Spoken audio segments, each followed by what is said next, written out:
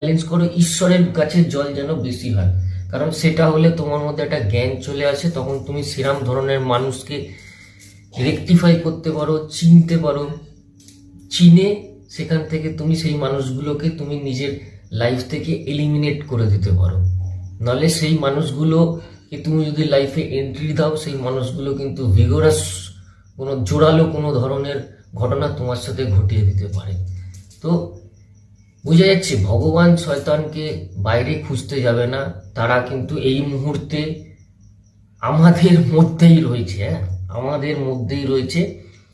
চয়েসটা তোমার উপরে যে তুমি ভগবানের গাছে জল বেশি দেবে। যারা দেখবে শয়তানের গাছে বেশি জল দেয়, ওই রকমই হয়ে যায় তারা। তাদের সারা দিনের কর্মকাণ্ড তুমি দেখবে, ঠিক আছে, দাঁত মাজছে না, অপরিষ্কার থাকছে, হ্যাঁ, সারাদিন ফোনটা নিয়ে ব্যস্ত থাকছে, বই খাতার সাথে তার কোনো সংযোগ নেই, এদিক ওদিক ঘুরে বেড়াচ্ছে, এখানে গিয়ে এইটা করছে সেইটা করছে। হ্যাঁ, একটা টাইম থাকে, কি বললাম, একটা সময় থাকে যে তখন তুমি শয়তানের কাছে জল ঢাললে, শয়তান বললো চল এবার আমি তোকে আমার দুনিয়া ঘোরাই। তখন শয়তানের সাথে তুমি দুনিয়া ঘুরতে গেলে, দুনিয়া ঘুরে তুমি দেখলে এখানে গেলে ওইখানে গেলে, যখন ধাক্কাটা খেলে, মরতে মরতে বাঁচলে বা কাউকে ভালোবাসলে সেখান থেকে ঠকে গেলে, হ্যাঁ, কোনো মেয়ের হাত ধরলে গিয়ে, সেই মেয়ের একটা আলাদা জীবনের গল্প আছে। সেই মেয়েও আবার শয়তানের গাছকে বেশি জল দিচ্ছে কিনা তোমার সেটা জানা নেই।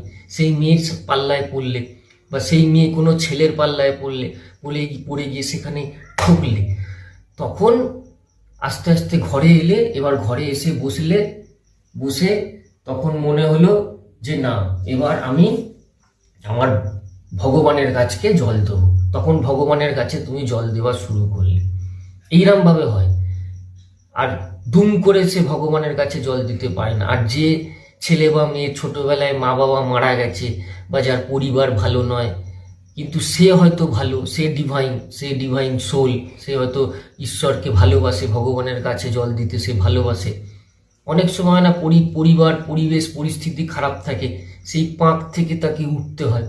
উঠে ওই পাঁকেই পদ্ম ফুল ফোটে। বারবার একটা কথা বলে দিচ্ছি, পাঁককে তুমি যদি ঘেন্না করো তাহলে সেখানে পদ্ম ফুল কখনো ফোটাতে পারবে না।